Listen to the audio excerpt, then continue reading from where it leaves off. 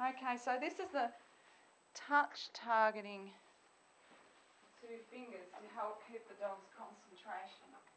And you can use it for a whole load of things. Tess barks a lot because unfortunately she was taught to bark with fingers as well, but it still works for her. She barks anyway, so. Okay, so you start with, you've got your fist and you're not actually asking your dog to touch your hand, you're asking them to touch your when your 2 fingers pop out.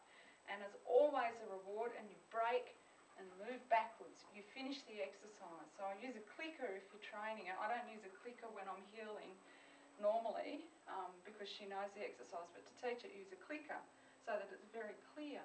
So you start, nothing happens, let the dog mug your hand, and then, okay, you might, to start with, try and make it no fail.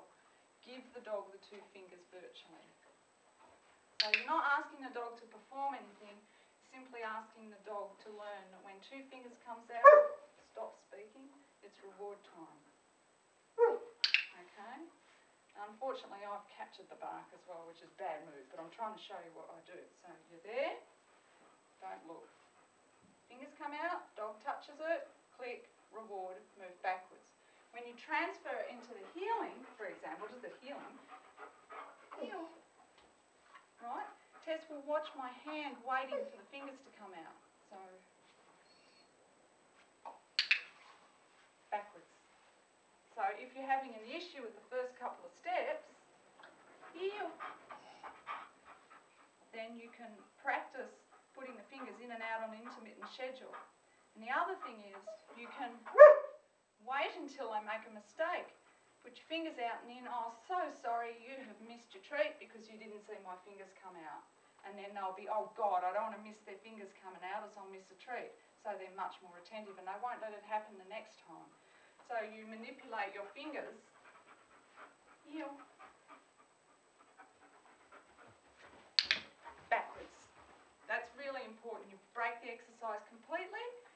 Then when you pull the dog in again, heel. Backwards. Ready? Heel. You've got to always reward for that. Okay, heel. Now, supposing the dog's looking off that way, heel. Up straight.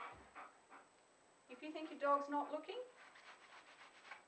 the dog goes, oh, that's right, something's going to happen to this hand. Now, you can't do that in a trial ring. You can do it in between exercises. You can't move your fingers around when you're in a heel pattern or in a trial ring like that. You can't double signal. But you can certainly in between exercises remind your dog that your hand's a really important thing to look at, and when you come out of the trial ring, heel out, stick your 2 fingers out and try not to capture a bark. But with Tess, look, that's something I have to work on. So you're there, there. Make sure that the dog touches it, click and reward, feed. You'll have to do that about probably 20 times before the dog really understands it. Okay, heel. So your hands in a position, heel.